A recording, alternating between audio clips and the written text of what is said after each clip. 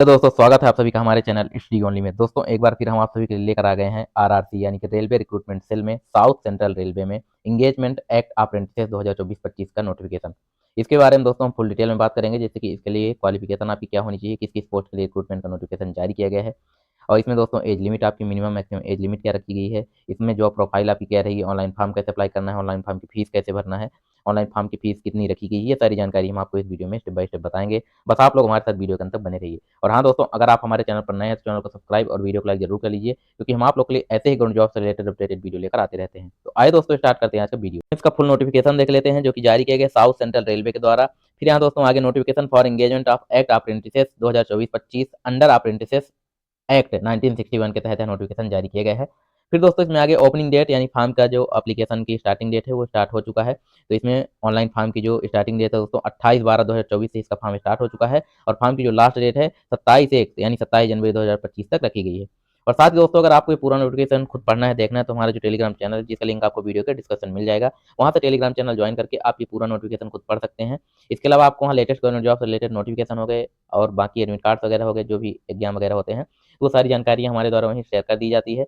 तो आप लोग टेलीग्राम चैनल ज्वाइन जरूर कर लीजिए। फिर दोस्तों इसमें आगे दिया गया है online application are invited from candidates residing in districts coming under south central railway, यानी कि दोस्तों जो भी साउथ सेंट्रल रेलवे के अंतर्गत डिस्ट्रिक्ट आते हैं वो लोग इसका फॉर्म अप्लाई कर सकते हैं। उन लोग के लिए, उन कैंडिडेट्स को इसमें इन्वाइट किया जा रहा है।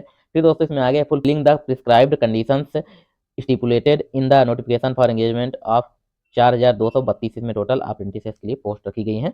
तो ये दोस्तों इसके बारे में बताया गया है। फिर इसमें इंपॉर्टेंट इंस्ट्रक्शन वगैरह दिए गए हैं कि आपको फॉर्म कैसे अप्लाई करना है। इसके जो ऑफिशियल लिंक है www.scr.indianrailways.gov.in के माध्यम से आपको फॉर्म अप्लाई करना है।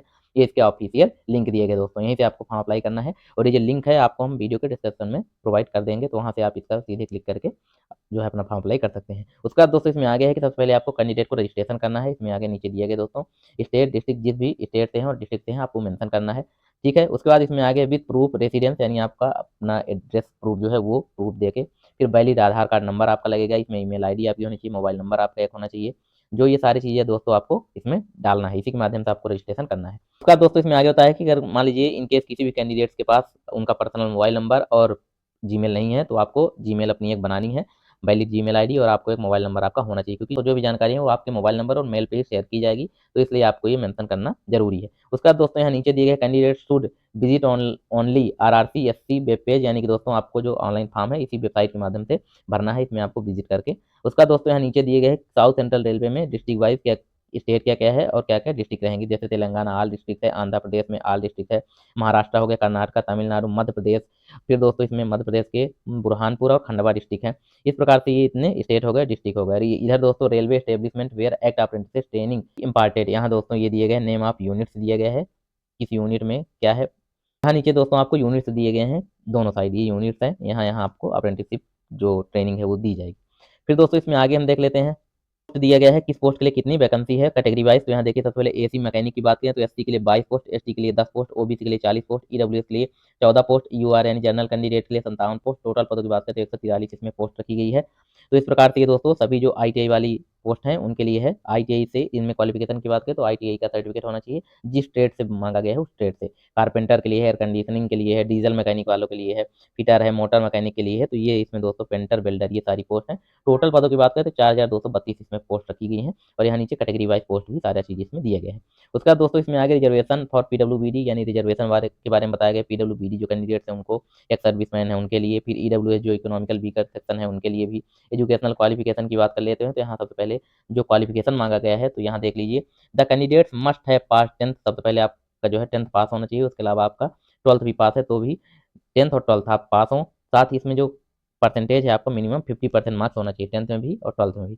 और इसके अलावा दोस्तों आईटीआई का आपके पास सर्टिफिकेट होना चाहिए, हमने आपको बता दिया जिस स्टेट से आप अप्लाई करेंगे उस स्टेट का आपके पास आईटीआई का सर्टिफिकेट होना चाहिए, और वो भी दोस्तों किसी भी notified institute recognised NCBT SCBT से। ठीक है, उसके बाद इसमें आगे है the candidate should possess the required qualification as on the date of submission online application, यानी कि दोस्तों जब लास्ट डेट है तब तक आपकी जो मार्कशीट है, आपका जो आईटीआई है कंप्लीट होना चाहिए। ठीक है, फिर दोस्तों इसमें आगे ITI certificate issued by institute affiliated to NCBT SCBT are compulsory in the relevant trades as under, यानी दोस्तों इसमें जितने भी नीचे ट्रेड्स दिए गए हैं तो ये जो आपका आईटीआई सर्टिफिकेट है एनसीबीटी एससीबीटी से एफिलिएटेड हो तभी आप ये मान रहेगा।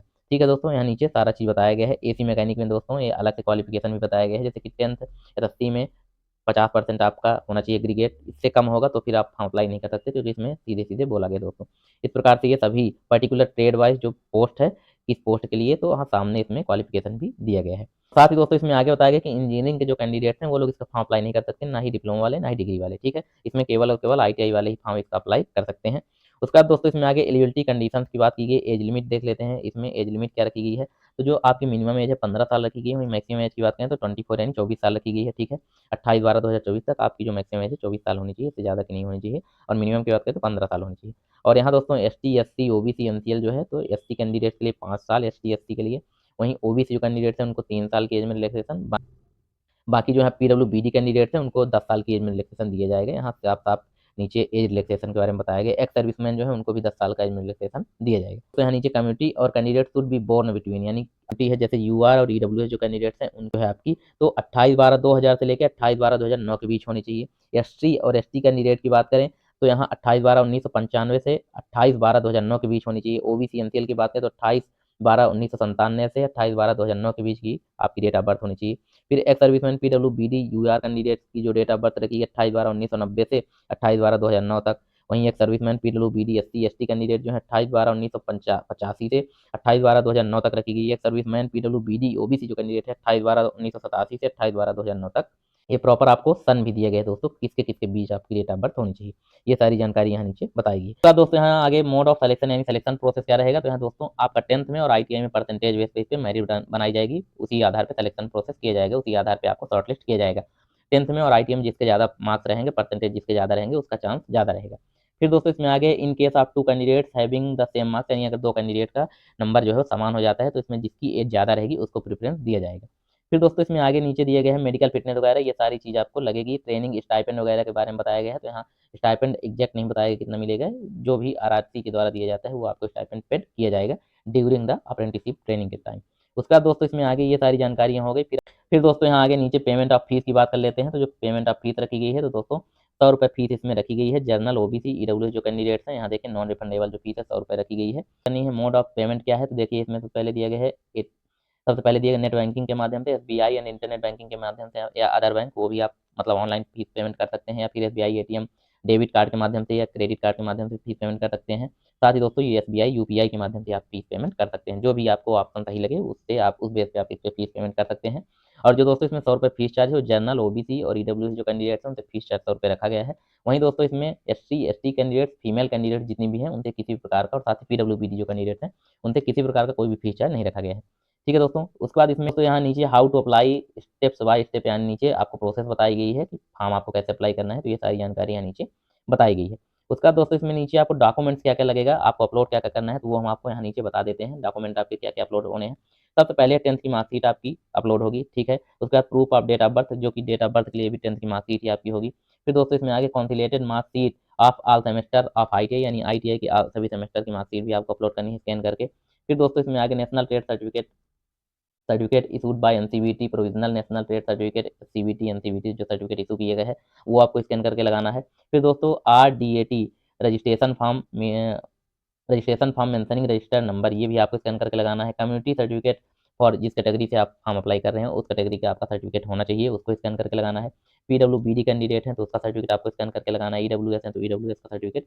ये सारी चीज़, एक सर्विसमैन है तो एक सर्विसमैन का, ये सारे आपको जो भी डॉक्यूमेंट है स्कैन करके आपको लगाना है। ठीक है दोस्तों, इस प्रकार से आपको ये पूरा फॉर्म एप्लीकेशन अप्लाई करना है। सारे डॉक्यूमेंट आपको स्कैन करके अपलोड कर देना है। उसके बाद फिर आपको नेक्स्ट फीस पेमेंट करके आपको फॉर्म अपना सबमिट कर देना है। तो इस प्रकार से जो कैंडिडेट इंटरेस्टेड हो, साथ ही एलिजिबिलिटी क्राइटेरिया कंप्लीट रखते हो, वो लोग इसका फॉर्म अप्लाई कर सकते हैं। और साथ ही दोस्तों इसके बारे में अगर आपको कुछ डाउट आता है तो आप लोग हमसे कमेंट बॉक्स में पूछ सकते हैं, या फिर आप लोग हमको टेलीग्राम पर पर्सनल मैसेज भी कर सकते हैं। तो दोस्तों अगर हमारे द्वारा दी गई जानकारी आपको अच्छी लगी तो हमारे चैनल को सब्सक्राइब और वीडियो को लाइक जरूर कर लीजिए, क्योंकि हम आप लोग के लिए ऐसे ही गवर्नमेंट जॉब से रिलेटेड अपडेटेड वीडियो लेकर आते रहते हैं। तो मिलते हैं दोस्तों नेक्स्ट वीडियो में, तब तक के लिए धन्यवाद।